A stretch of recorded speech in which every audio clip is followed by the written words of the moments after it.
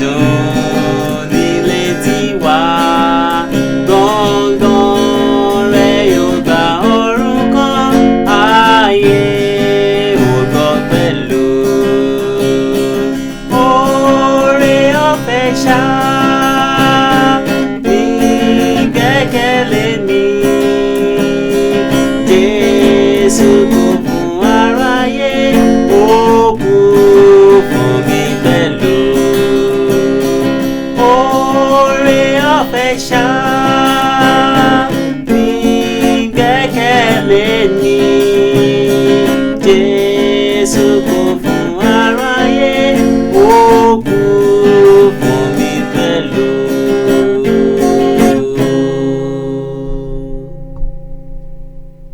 Mo kí yín ẹ̀yin olùwòran wa káàbọ̀ sí orí ètò oore ọ̀fẹ́ fún ìyípadà lẹ́ẹ̀kan sí. A dúpẹ́ fún Ọlọ́run fún oore ọ̀fẹ́ tó fún wa látún ti mú ọ̀rọ̀ Ọlọ́run wá. Lẹ́ẹ̀kan sí, orúkọ tèmi ni àlùfáà Timothy Ọládìméjì Òjó láti inú ìjọ Faith Baptist Church ní ìlú Ògbómọ̀ṣọ́. Ó tún jẹ́ ayọ̀ mi láti ti wá sí orí máwòrán yìí ní àkókò yìí láti pín ọ̀rọ̀ Ọlọ́run pẹ̀lú wa. Mo sì dúpẹ́ fún Ọlọ́run fún ajínrere wa Babátúndé Àjàyí tí Ọlọ́run ń lò tán sì fún mi ní oore ọ̀fẹ́ láti wá sí orí ètò yìí láti pín ọ̀rọ̀ Ọlọ́run. Ní àkókò yìí, ohun tí Ọlọ́run fi sí mi ní ọkàn láti pín pẹ̀lú wa ó wà nínú ìwé Kólósè orí 3 ẹsẹ̀ 15. Ìwé Kólósè orí 3 ẹsẹ̀ 15. Bíbélì sọ pé ẹ sì jẹ́ kí àlàáfíà Ọlọ́run kí ó máa ṣe àkóso ọkàn yín sínú èyí tí a pè yín pẹ̀lú nínú ara kan, kí ẹ sì máa dúpẹ́. Kí ẹ sì máa dúpẹ́. Ohun tí Ọlọ́run fi sí mi lọ́kàn ni gbólóhùn tí ó parí ẹsẹ̀ yìí pé kí ẹ sì máa dúpẹ́. Kí ẹ sì máa dúpẹ́. Ẹ jẹ́ ká gbàdúrà. Ọlọ́run á ṣe yín lọ́ba torí pé ẹ̀yin nìkan ni Ọlọ́run. A yìn yín, a sì dúpẹ́ fún oore ọ̀fẹ́ tẹ́ tún fún wa láti lè jẹ́ ìránṣẹ́ ọ̀rọ̀ náà, nítorí pé oore ọ̀fẹ́ la rí gbà. Wọ́n gbàdúrà bí a ṣe ń pín ọ̀rọ̀ yín, kí ẹ̀mí Ọlọ́run kó lọ nínú agbára rẹ̀, kó lo ọ̀rọ̀ yìí nínú ayé ẹnìkan fún ìdàgbàsókè ẹ̀mí wọn sí ìbùkún ayé wọn, kí a sì mọ̀ ṣe rí bákan náà mọ́. Ògo ni fún orúkọ yín, Jésù Olúwa wa. Àmín. Kí ẹ sì máa dúpẹ́. Lónìí ó jẹ́ orí ọ̀rọ̀ tó ṣe pàtàkì, ṣùgbọ́n tí a yóò ná ní gbólóhùn ìdúpẹ́ tàbí kí ẹ máa dúpẹ́. Ó jẹ́ holiday, ìyẹn ni pé àjọyọ̀ tí àwọn Ìgbò máa ń ṣe ní ìlú wọn. Wọ́n ní ọjọ́ kan ní ọdún nínú oṣù kọkànlá tán máa ń pè ní ọjọ́ ìdúpẹ́. Ṣùgbọ́n ohun tó dá mi lójú ni pé Ọlọ́run ò fẹ́ kó jẹ́ ọjọ́ kan ní ọjọ́ ìdúpẹ́ nínú ayé àwọn ọmọ rẹ̀. Ọlọ́run fẹ́ kó jẹ́ pé gbogbo ọjọ́ là ń dúpẹ́. Tó sọ pé kí a máa dúpẹ́ ní ìgbà gbogbo, ká máa dúpẹ́ fún Ọlọ́run fún ohun gbogbo. Ìdúpẹ́ gbọ́dọ̀ jẹ́ ara ìgbé ayé ọmọ Ọlọ́run torí agbára ń bẹ nínú ìdúpẹ́. Ìrànlọ́wọ́ ń bẹ nínú ìṣẹ́gun ń bẹ, ayọ̀ ń bẹ, àlàáfíà ń bẹ. Tí ẹ bá wo ibi tí a kà í gan, ó ń sọ pé kí àlàáfíà Ọlọ́run kí ó máa ṣàkóso ọkàn wa, ohun tá a pè wá fún nu. Ṣùgbọ́n ó dá mi lójú pé ẹni tí ń bá ń dúpẹ́ ó ní ìrírí àlàáfíà Ọlọ́run. Ọlọ́run fẹ́ kí a máa dúpẹ́ nínú ìwé Éfésù orí 5 ẹsẹ̀ 20 àti nínú ìwé Tẹsalóníkà kìíní orí 5 ẹsẹ̀ 18. Ó sọ fún wa ń bẹ̀ náà pé kí a máa dúpẹ́ nígbà gbogbo, ká sì máa dúpẹ́ fún ohun gbogbo. Tí a bá wo ìwé Kólósè orí 3 yìí, àwọn onímọ̀ ìjìnlẹ̀ Bíbélì pè é ní pé ó dàbí orí ọ̀rọ̀ tí Pọ́ọ̀lù tàbí orí Bíbélì tí Pọ́ọ̀lù, apostoli Pọ́ọ̀lù tó ti fún wa ní ìlànà ìgbé ayé ọ̀run fún ayọ̀ ayé tàbí rere nínú ayé yìí, that is heavenly living for earthly good. Ìyẹn ni pé tí èèyàn bá ń gbé ìgbé ayé ọ̀run, tí a bá bẹ̀rẹ̀ ní ẹsẹ̀ kìíní orí yìí, ó ní kí a máa gbé ìjẹ́ bí a ti jí ń dìde pẹ̀lú Kristi, ẹ máa ṣe àfẹ́rí àwọn nǹkan tí ń bẹ lókè. Ẹ máa ṣe àfẹ́rí àwọn nǹkan tí ń bẹ lókè. Ó ní ẹ máa ronú àwọn nǹkan tí ń bẹ lókè, kì í ṣe àwọn tí ń bẹ nínú ayé. ẹsẹ̀ kejì nu. Torí náà ó fún wa ní ìgbé ayé ọ̀run fún rere inú ayé, fún wa láti gba rere Ọlọ́run nínú ayé. Lára rẹ̀ náà wá ní ìdúpẹ́. Ìdúpẹ́ pé jẹ́ ìgbé ayé ẹ̀mí, ó jẹ́ ìgbé ayé ọ̀run tí Ọlọ́run fẹ́ fún àwọn ọmọ rẹ̀. tí a bá wọ orí yìí láti ẹsẹ̀ kìíní sí ìkejì ó sọ nípa ká gbé ọkàn wa sí òkè, ká kú sí nǹkan tara, orí ẹsẹ̀ kẹta sí ìkẹrin ká pa àwọn àṣà àti ìṣe àtijọ́ tí ṣe ìṣẹ̀ṣẹ̀ kú nínú ayé wa ní ẹsẹ̀ karùn-ún sí ìkẹjọ àti bẹ́ẹ̀ bẹ́ẹ̀ lọ. Nígbà tó wá dé ẹsẹ̀ kẹẹ̀ẹ́dógún ó ní láti gbé ní àlàáfíà ká máa dúpẹ́. Ìgbé ayé àlàáfíà àti ìgbé ayé ìdúpẹ́ ó jẹ́ ìfẹ́ Ọlọ́run fún ọmọ rẹ̀. Ọlọ́run sì fẹ́ ká máa dúpẹ́. Lónìí kí sí pé mo fẹ́ fẹ́ ẹsẹ̀ yìí sí wẹ́wẹ́, ṣùgbọ́n mo fẹ́ ṣe ní orí ọ̀rọ̀ pé nígbà tó Ọlọ́run ní ká máa dúpẹ́, mo ti kọ́ láti máa gbé ìgbé ayé ìdúpẹ́ nípa oore ọ̀fẹ́ Ọlọ́run. Mo ti kọ́ láti máa sọ̀rọ̀ ìdúpẹ́ fáwọn tí mo ti rí gbà, fáwọn tí mò ń rí gbà, táwọn kan tí màá tún rí pẹ̀ kan. Ọlọ́run sì ti ràn mí lọ́wọ́ láti ní ìrírí ìṣẹ́gun àti ìbùkún Ọlọ́run tó tayọ nípa ìgbé ayé ìdúpẹ́ yìí. Rí ẹni tí ń bá ń kùn Yorùbá sọ wípé ẹni tí a bá ṣe lóore tí ò dúpẹ́ bí ọlọ́ṣà kó ní lẹ́rù lọ ni. Ọ̀pọ̀lọpọ̀ ọmọ Ọlọ́run tó ń gbọ́ mi ní wákàtí yìí mo ń sọ fún yín, gbégbé ayé bí àtọ́dọ́ ọ̀run ò tiẹ̀ ṣe yín lóore rí. Tẹ́ ẹ bá dúró tẹ lómìn látọ̀sán dalẹ́ látàárọ̀ dalẹ́ yóò sá mọ ṣàròyé náà ni. Bí Nàìjíríà ò ṣe dá a mọ̀, bí ò ṣe sówó a mọ̀, bọ́nà ò ṣe dá a mọ̀, bíjọba ò ṣe dáadáa a mọ̀. Kíkùn ni o. Tẹ́ bá rí àwọn tí ìgbé ayé wọn bá kún fún kíkùn sí ṣàròyé tí wọn ò ní ẹ̀mí ìdúpẹ́, wọn mọ ní kòrò àwọn bẹ́ẹ̀. Wọn ò ṣe súnmọ́ tẹ́ ẹ bá wà pẹ̀lú wọn, wọn ò mọ dábàánù jẹ́ kàn yín ni. Àdàkà tí mo tún rí ga tẹ́ ẹ bá wo àwọn ìròyìn wa tó ń lọ, tẹ́ ẹ bá ti gbọ́ báyìí pé ìròyìn o tàbí àwọn ìwé ìròyìn ohun tẹ́ ẹ rí náà ni wípé kíkùn ni, àmì àwọn ìròyìn ìbànújẹ́ pé wọ́n pa àwọn níbi báyìí, ọkọ̀ dànù níbi báyìí, wọ́n jẹ́ nìkan gbé báyìí. Àmọ́ pé ó ń ṣẹlẹ̀ àwọn ìròyìn tó sì tánú làwọn yẹn káwá rí pé ẹ̀mí àwọn èèyàn ṣe kò sí ọkàn dúpẹ́ tó pátápátá wọ́n ti fi ìròyìn rere kan bá a ṣe ní Nàìjíríà ò dáa tó èyí àtúnrànú Ọlọ́run gbà tá a sì nínú okun tá a sì nínú ogun Ọlọ́run níjà. Àmọ́ pé àwọn nǹkan tó jọ bí ogun fara hàn, ṣùgbọ́n àdúrà mi ni pé Nàìjíríà ò ní bọ́ sínú ogun, Ọlọ́run yóò fàánú gbà wá. Mo gbàgbọ́ pé Ọlọ́run ṣetán láti ràn wá lọ́wọ́ láti gbé ìgbé ayé ìdúpẹ́. Ó ní ẹ máa dúpẹ́, be ye thankful. Nígbà tí mo sì ti kẹ́kọ̀ọ́ àti máa dúpẹ́ yìí, mo rí àánú Ọlọ́run gbà lórí rẹ̀ púpọ̀. Mo sì fẹ́ pín òtítọ́ yìí pẹ̀lú wa. Ọ̀pọ̀lọpọ̀ àti gbọ́ àwọn ìránṣẹ́ Ọlọ́run ti fi wàásù, ṣùgbọ́n bóyá nípa oore ọ̀fẹ́ Ọlọ́run, ẹ̀mí Ọlọ́run yóò fún wa ní ìpinnu ọkàn, conviction of heart lónìí láti bẹ̀rẹ̀ sí gbé ìgbé ayé ìdúpẹ́, láti máa dúpẹ́ fún Ọlọ́run fún gbogbo tí ó ń ṣe fún wa. Ọ̀kan lára pé wọ́n nígbà tí mò ń sọ̀rọ̀ ìdúpẹ́ yìí, àwọn kan lè wá lè sọ pé ó dé àmì ìròyìn jẹjẹ àbí nǹkan bá ìṣẹ̀lẹ̀ àbí mo ní àìlera kan láyé mi tó lè mọ́ mọ́pọ̀lọ́ wa dúpẹ́, ṣùgbọ́n kò sẹ́ni kankan tí ò ń rí nǹkan kan láti dúpẹ́ fún. Ìtàn kan wà ó dàbí ìtàn tá a máa ń gbọ́ ńgbà tá a wà nílé ẹ̀kọ́ alákọ̀ọ́bẹ̀rẹ̀ tá a ń ka ìwé aláwòye ń gbà bí ìtàn bí Ìjàpá àti Yáníbo, ṣùgbọ́n àwọn ẹ̀kọ́ òtítọ́ wà nínú àwọn ìtàn yìí. Ọ̀rọ̀ kan tí mo rí níbi ìtàn kan tí mo gbọ́ ó ní pé gbogbo ẹranko péjọ, kálukú bẹ̀rẹ̀ sí sọ ohun tó ń dúpẹ́ lé lórí. A sọ pé kìnìún jáde ní òun lọ lọ́la ìjọ òun dúpẹ́ torí pé tó ń bá bú ramúramù báyìí gbogbogbò pa lọ́lọ́ ni òun ni. Ẹkùn náà dé ní hàn bóun ṣe ń yọ yíyọ tẹkùn tó jogọ́ ọgbọ́n Ọlọ́run ni òun náà dúpẹ́. Erin náà dé ní Ọlọ́run fún òun ní agbára tó ń bá kọligi yóò wó ni, tó ń bá fọn báyìí òun kálukú bẹ̀rẹ̀ sí dúpẹ́.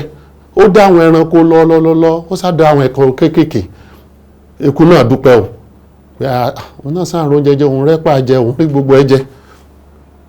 Ó kan tata wo títí ó ní àwọn náà dúpẹ́ torí pé òun ga ju èèrà lọ. Ó kan èèrà náà kí ló wà dúpẹ́ fún? Èèrà náà bá ní tó òun náà dúpẹ́ o torí òun ga ju lẹ̀ lọ. Lọ́rọ̀ mi náà kò sẹ́ni tí ò ní ohun tó fi dúpẹ́ fún. Bọ́n mo ti rí àwọn nǹkan bíi mẹ́rin kan tàbí márùn-ún màá sáré pín pẹ̀lú wa láì gba àkókò púpọ̀ tí mo máa ń dúpẹ́ fún, tó yẹ pé tíyẹn bá kọ́ gẹ́gẹ́ bí ọmọ Ọlọ́run tó ń gbọ́ mi ní àkókò yìí láti máa dúpẹ́ lójoojúmọ́ fún, á tún máa rí ìbùkún Ọlọ́run sí, á sì tún máa ní ayọ̀ nínú Ọlọ́run sí, á sì ní àlàáfíà Ọlọ́run tó ju ọgbọ́n àmọ́ èèyàn lọ. Àkọ́kọ́ tèmi ń dúpẹ́ fún lójoojúmọ́ ayé mi ní pé mò ń dúpẹ́ fún olùgbàlà.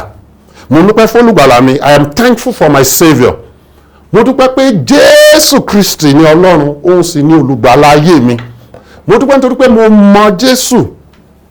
mo dúpẹ́ pé iyè mi ṣí láti mọ̀, mo dúpẹ́ nítorí wípé ìwà láàyè rẹ̀ wà pẹ̀lú mi, his abiding presence. Nínú ìwé Hébérù orí 13 ẹsẹ̀ 5, ìwé Hébérù orí 13 ẹsẹ̀ 5, Bíbélì sọ fún wa ń bẹ̀ wípé ó ní kí ọkàn yín kí ó má ṣe fà sí ìfẹ́ owó, kí ohun tí ẹni kí ó tó yín, nítorí ohun tìkára rẹ̀ ti wípé èmi kò jẹ́ fi ọ́ sílẹ̀, bẹ́ẹ̀ ni èmi kò jẹ́ kọ̀ ọ́ sílẹ̀. Mo dúpẹ́ pé Jésù ò fi mí lẹ̀ o, mo dúpẹ́ torí pé kò kọ̀ mí sílẹ̀, ní gbogbo ọjọ́ ayé mi ló wà pẹ̀lú mi. Ìwàláàyè rẹ̀ ó wà pẹ̀lú his abiding presence. Mo dúpẹ́ fún ìrànlọ́wọ́ rẹ̀, his assisting presence, ìwàláàyè ìrànlọ́wọ́ rẹ̀. Jésù ni olùrànlọ́wọ́ mi, ó ní mo sátọ̀ lọ.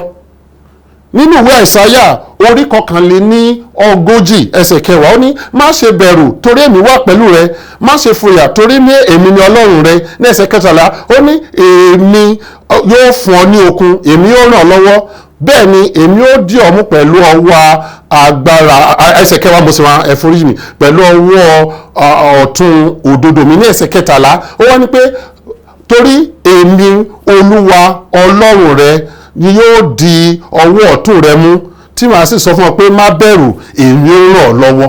Mo dúpẹ́ torí pé olùgbàlà mi Jésù Kristi ràn mí lọ́wọ́. Ìrànlọ́wọ́ ẹ̀ la fi wà, ni mo fi wà níbí, ni mo fi lóore ọ̀fẹ́ láti pín ọ̀rọ̀ pẹ̀lú lójoojúmọ́ ayé mi tí n bá jí. Jésù mo dúpẹ́ o fún ìwàláàyè rẹ nínú ayé mi. Jésù mo dúpẹ́ o fún ìrànlọ́wọ́ rẹ nínú ayé mi. Bákan náà mo ń dúpẹ́ fún ìdìmú rẹ̀, ìdákòrò rẹ̀, his anchoring presence ní àárín ìgbín ayé, láàárín ìgbín òkun, láàárín ìgbín Nàìjíríà. Jésù Kristi ní ìdákọ̀ró mi, ó ní ìdákọ̀ró. Lójoojúmọ́ mo ń dúpẹ́ bí n tiẹ̀ tí ì rí ohun tí mo fẹ́, nígbà míì tó dà pé bóyá àti ẹ̀ tí ì rí ohun tó wù wá jẹ, tó yẹ pé ohun tá a rí là ń jẹ, ṣùgbọ́n mo dúpẹ́ fún mẹ́ta pé Jésù ni ò jẹ́ kígbé ayé ó gbé mi lọ, kò jẹ́ kígbé èṣù ó gbé mi lọ, ló ń gbé mi ró, ló ń dì mí mú.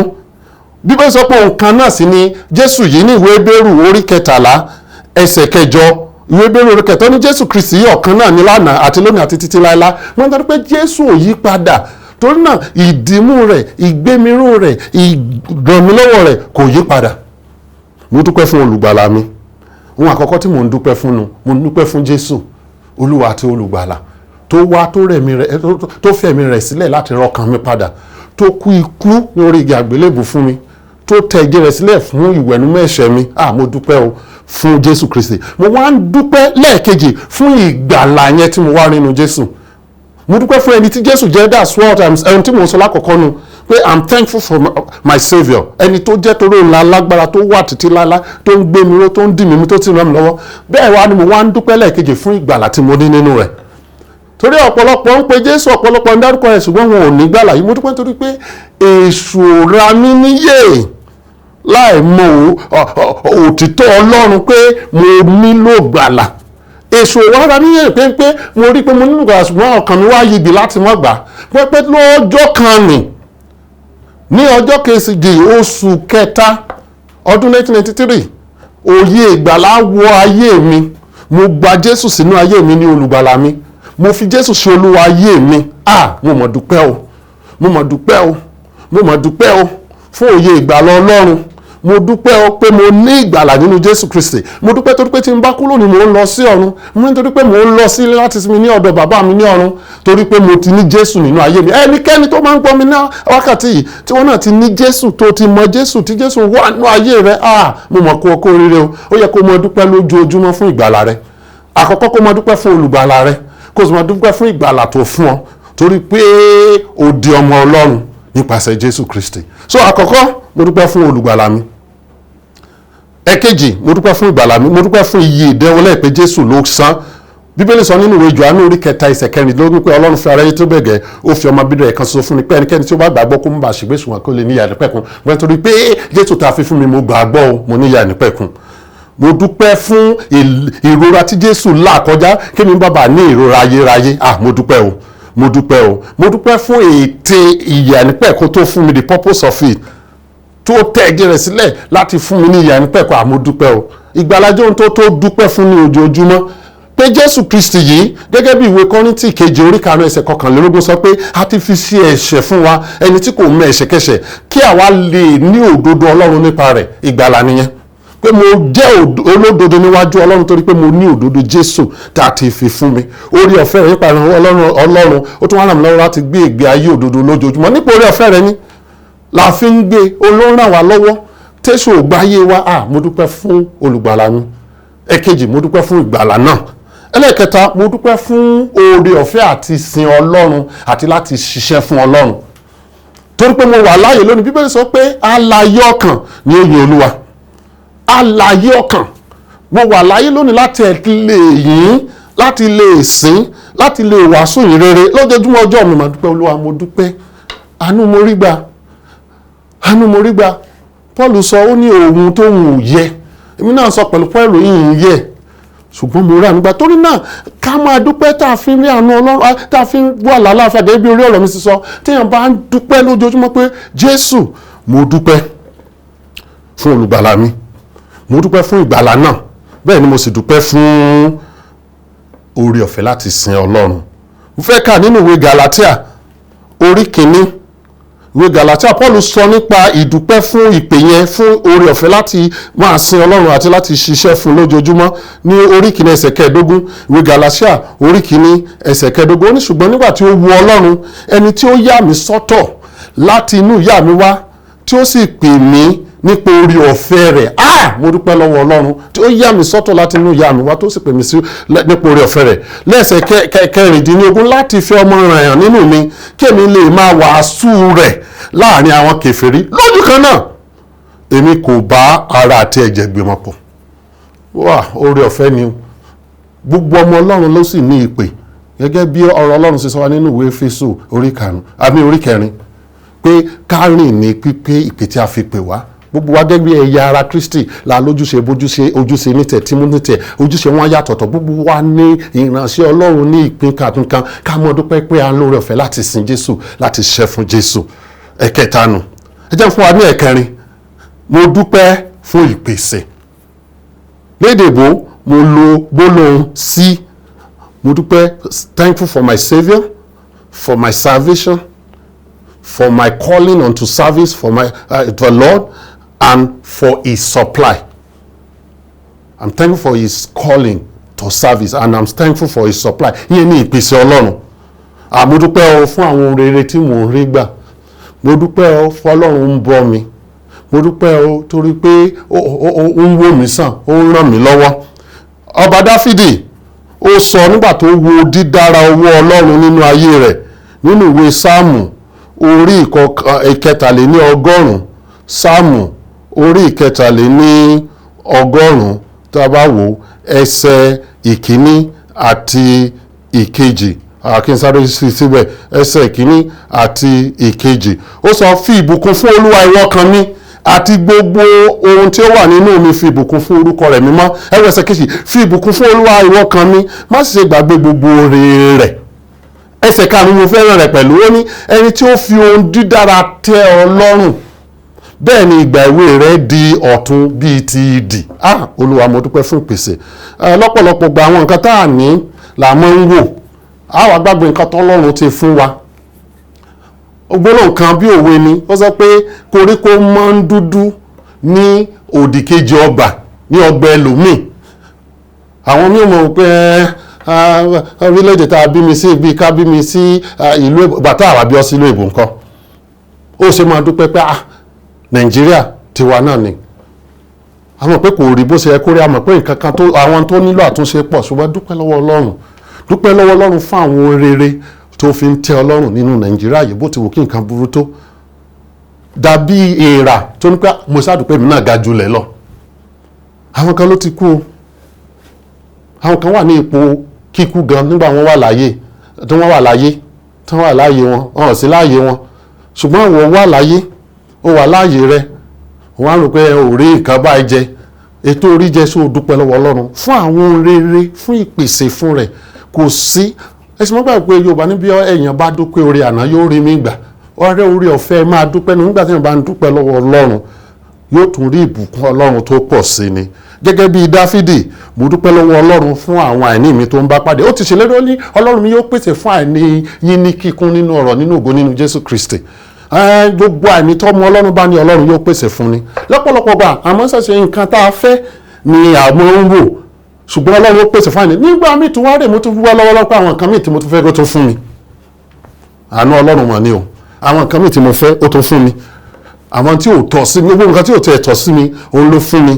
Mo dúpẹ́ lọ́wọ́ ọlọ́run fún oore ọ̀fẹ́. Mo dúpẹ́ fún ọlọ́run fún ìpèsè rẹ̀ lórí ìdílé mi. Ìpèsè ìdílé tó dára, ìpèsè oúnjẹ, ìpèsè oore ọ̀fẹ́ ìlera, ìpèsè orílẹ̀-èdè. Mo kọ́ ní èdè ìgbẹ́ pé I'm thankful for my family, I'm thankful for food, I'm thankful for fitness, that is good health, and I'm thankful for my father's land, that is Nigeria.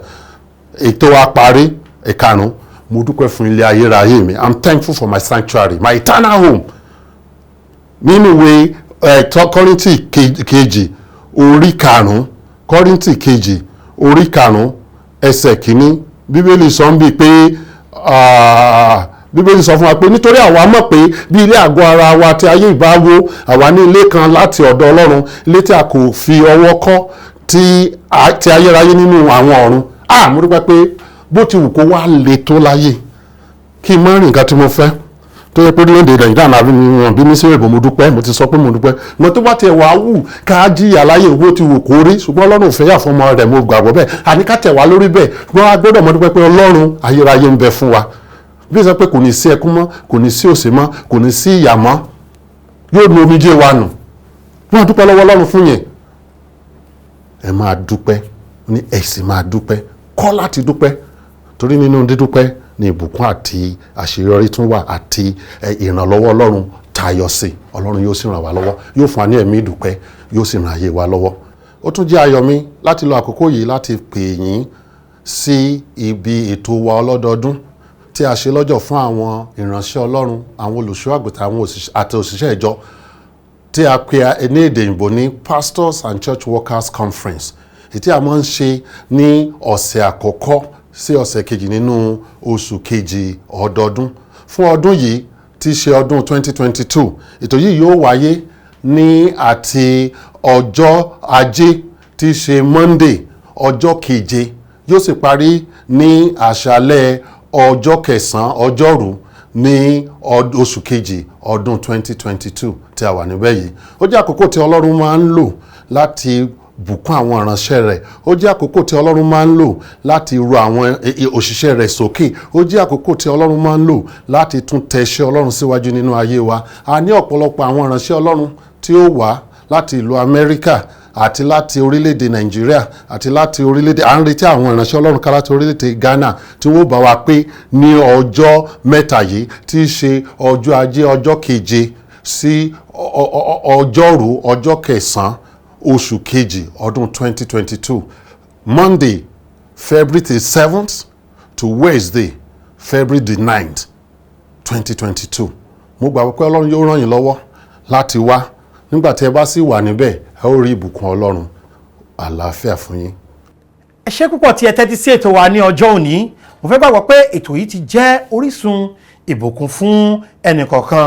Mo fẹ́ gbà yín níyànjú pé kí ẹ kà á sí àǹfààní láti yọjú sí ọ̀kan nínú àwọn ìjọ Ọlọ́run wa èyí tí a ti tẹ orúkọ wọn sí orí afẹ́fẹ́ ní àkókò tàbí òmíràn lórí ètò yìí lónìí, ní mọ́níyà ni o, tàbí ní ìlúpéjú ní Bódìjà, tàbí ní Ìjókòdó, tàbí ní Ìwó Road, tàbí ní Ọlọ́run Dáàbá. Yóò jẹ́ orísun, tàbí ní Bódìjà pẹ̀lú. Gbogbo àwọn ibi wọ̀nyí yóò jẹ́ orísun ìbùkún fún yín. Tó bá sì jẹ́ pé ní ìlú mìíràn ni bí Ògbómọ̀ṣọ́, tàbí ní ìlú Èkó, tàbí ní ibikíbi tí ẹ bá fẹ́ mọ̀ sí nípa wa, mo fẹ́ kí ẹ pè wá lórí 070 38 08 56 52 070 38 06 56 52 070 87 68 21 22 070 87 68 21 22 070 55 307492. Èyí tí mo pè ká yìí ó ní WhatsApp nọ́mbà wa. Gbogbo àwọn nọ́mbà wọ̀nyí ni wọ́n ti fi sí ojú móhùnmáwòrán wa. Ṣùgbọ́n kí n tó lọ, mo fẹ́ pè ọ́ níjà kan. Ṣé o ti gba Jésù? Jésù fẹ́ràn rẹ o bàbá mi, Jésù fẹ́ràn rẹ o màmá mi. Èmi àti yín, ẹ̀ṣẹ̀ sọ wá di ọ̀tá Ọlọ́run. Gbogbo ènìyàn ló ṣáà ti ṣẹ̀ tí wọ́n sì kùnà ògo Ọlọ́run. Ẹ̀ṣẹ̀ yìí sì ní oró, ó ní èrè náà sì ní ikú ní ọ̀run àpáàdì. Pé Jésù sọ́kàn rẹ lónìí, Bíbélì sọ pé ẹnikẹ́ni tó bá ṣáà ké pe orúkọ Olúwa là ó gbàlà, ó di ọmọ Ọlọ́run, ó ní ìdánilójú ọ̀run. Ìpè ìgbàgbọ́ ni, tó bá ti pe Jésù sínú ọkàn rẹ, yóò fún ọ ní ìyè àìnípẹ̀kun, ó sì bọ́ lọ́wọ́ ìgbé ọ̀run àpáàdì nìyí. Ẹ ṣé tẹ́tí sí ètò yìí, Olúwa yóò máa wà pẹ̀lú yín. Ó dàbọ̀. Adùn nílé tiwa, gbọ̀ngbọ̀n rẹ̀ yóò gba ọ̀run kan, ayé ò gbọ́ pẹ̀lú. Oore ọ̀fẹ́ ṣá ní gbẹ́kẹ̀lé mi, Jésù kú fún aráyé, ó kú fún mi pẹ̀lú. Oore ọ̀fẹ́ ṣá ní gbẹ́kẹ̀lé mi.